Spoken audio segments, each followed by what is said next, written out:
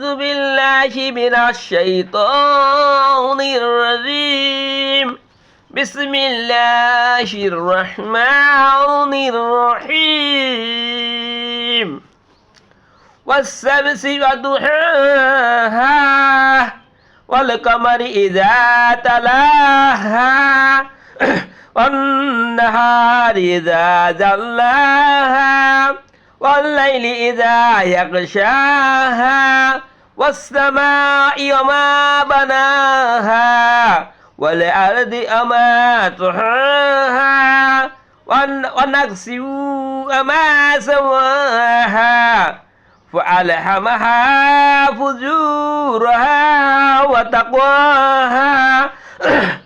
قد أفلح من زكاها وقد خاب من دساها كذب ثمود بطغواها إذا انبعث أشقاها فقال لهم رسول الله ناقة الله سقياها فكذبوه فعقروها فدمدم عليهم ربهم بذنبهم فسواها ولا يخاف عقباها صدق الله العلي العظيم وصدق رسوله النبي الكريم এরশাদ হচ্ছে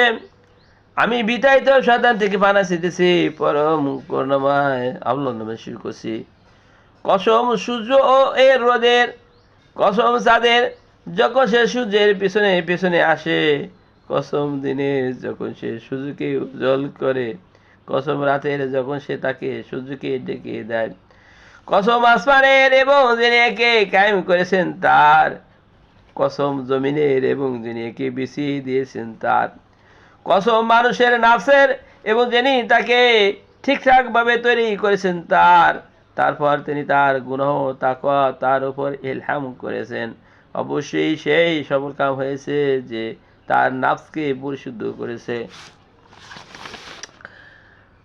আর সেই বিফল হয়েছে যে তাকে সম্মতি দাবি দিয়েছে সামুদ জাতি নিজেদের বিদ্রোহের দরুন নবীকে মিথ্যে বলে মনে করেছে যখন ওই জাতির সবচেয়ে হতভাগা দুষ্ট লোকটা খেপে গিয়ে উঠে দাঁড়ালো তখন আল্লাহ রসুল তাদেরকে বললেন আল্লাহর উটনির উপর হাত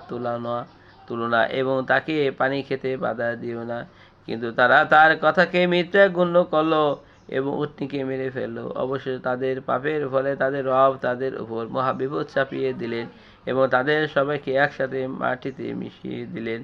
আর আল্লাহ তার এ কাজের কোনো খারাপ পরিণতির ভয় করেন না মহান আল্লাহ তাআলা যা বলেছেন সত্য বলেছেন বাসব আমি আপনাদের সামনে পবিত্র কোরআন শরীফ সূরাতুল শামস তেলাওয়াত করলাম এবং সরল অনুবাদ বললাম মহান আল্লাহ তাআলা যদি তৌফিক দান করেন তাহলে কিছু আলোচনা করো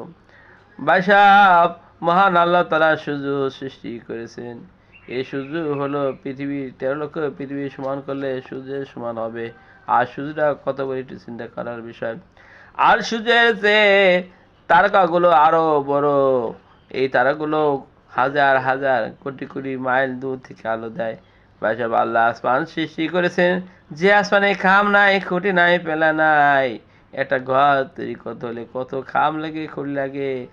কত কিছু লাগে তারপর ঘর করে যায় আর আল্লাহ বিনে খুঁটিতে বিশাল এক আসমান সৃষ্টি করেছেন এই আসমানের একটু চিন্তা ভাবনা করা উচিত আল্লাহর জমিনে এসে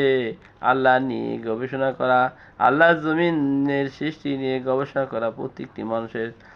এক কর্তব্য এর জন্য বাইশা দুনিয়ায় আমরা যারা এসেছি এখন যারা আছে 200 বছর পর আমরা দুনিয়ায় কোনো মানুষ থাকতে পারবো না আবার নতুন লোক আসবে এভাবে পর্যায়ক্রমে কিয়ামত পর্যন্ত লোক আসতে থাকবে এবং সর্বশেষ যে মৃত্যুবরণ করবে সেও 40,000 বছর পর্যন্ত পানির নিচে থাকবে আল্লাহর এই দুনিয়াটা ভেঙে শূন্য বিশূন্য করে দিবেন জমিনও থাকবে না জমিনও আল্লাহ তাআলা পুরো ছারখার করে দিবেন ভাইসাব আমাদের সকলের উচিত আল্লাহর এই কোরআন অনুযায়ী চলা এবং নিজেও কোরআন মতো চলবো এবং অন্য যারা আছে তাদেরকে কোরআন মতো চলার জন্য উদ্বুদ্ধ করব, আর এই কোরআনের দাওয়াতগুলো মানুষের কাছে পৌঁছে দেব।